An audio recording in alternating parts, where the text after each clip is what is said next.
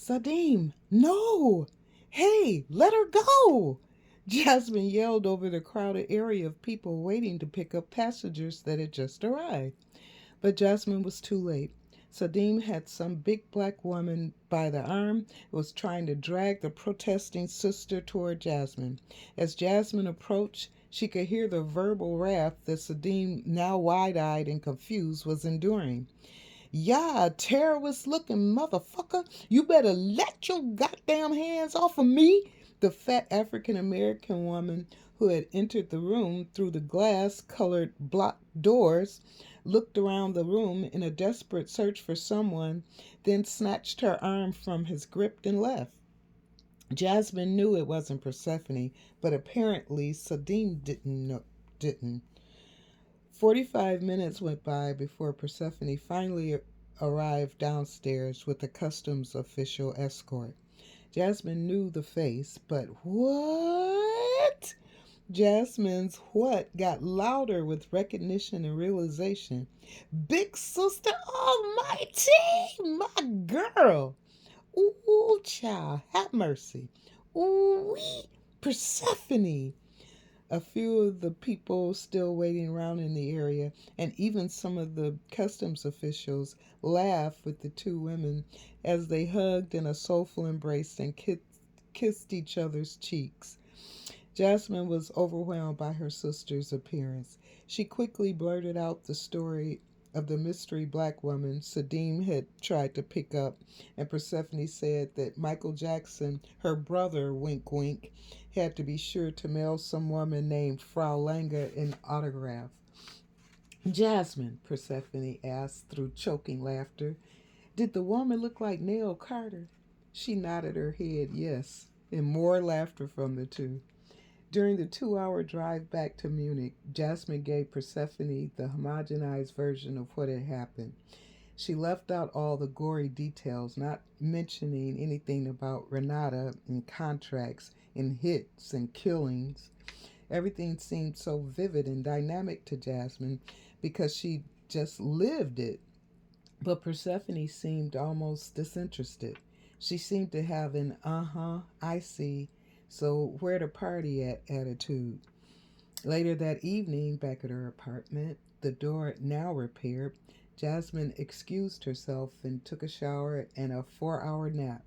She'd forced herself to do so after she nodded out, trying to talk with Persephone while watching her unpack and get settled into her bedroom.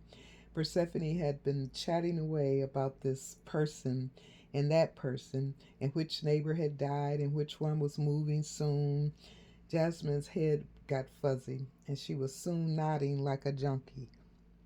But after her rest and a nice lasagna dinner, which Jasmine had placed in the freezer anticipating Persephone's favorite dish, they kicked back.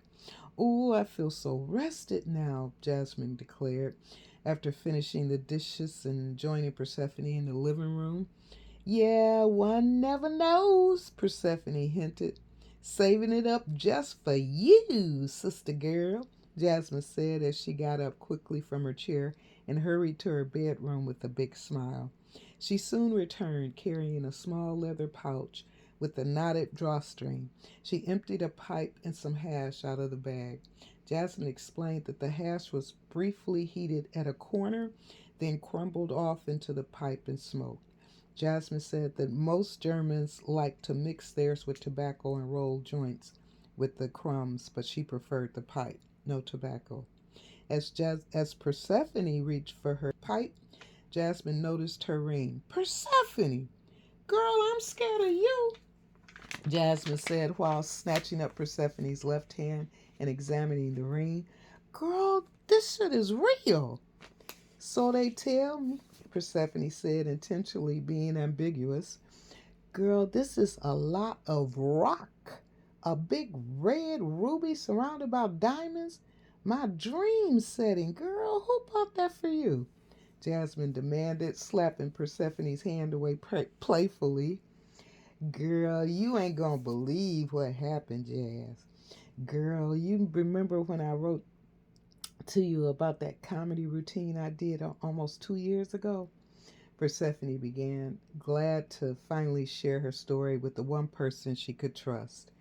Yeah, the natural Roman routine, sure, but Jasmine answered with a frown, not sure where the story was heading. That's what I'm trying to tell you. If you let me tell the story, Persephone joked. Then she told Jasmine everything. In her explanation, she could almost smell Patrick's presence. Jasmine sat silently on the love seat across from Persephone, who was lying on a couch like a psychiatrist's patient, confessing her love story. After she was finished with everything, included Patrick's movie in Paris, she sat up, placed her feet on the floor, and looked up at Jasmine. She was shocked at the look on her little sister's face. Persephone, now you knew this man for only 2 days, and you done hopped into his bed with him? Oh, and okay, yeah. He gave you a big ring, but shit. Maybe now that you done lost all that weight, you all that. But hey, wait.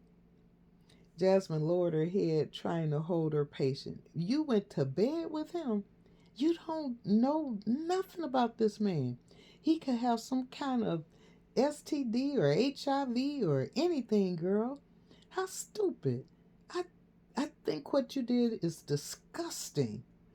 Well, don't hold back your feelings, Persephone said, trying to think of something to answer Jasmine with and coming up weak. Don't you know there is a disease out there, Persephone? Come on now. It can end your life, Jasmine said, almost yelling, very near tears. We use protection, Persephone yelled, louder than Jasmine as always. But it broke, she whispered in confession. What? I ain't got no AIDS. No way, girl. No, I ain't going out like that.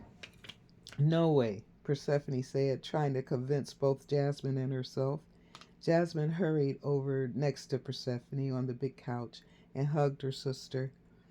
When Persephone noticed Jasmine was crying, she pushed Jasmine away a little and looked her in the face. What's wrong, Jasmine? What is it? Persephone asked, knowing something was seriously off. Seth, Jasmine began, through tears that she'd been holding back for years. She'd wanted to share them with someone, but hadn't trusted anyone. She paused and gained a degree of composure. About a year before I left Detroit, I got a call from one of Kevin's friends, Larry, who used to play keyboards with Kevin's band, and he told me that Kevin had been diagnosed with HIV.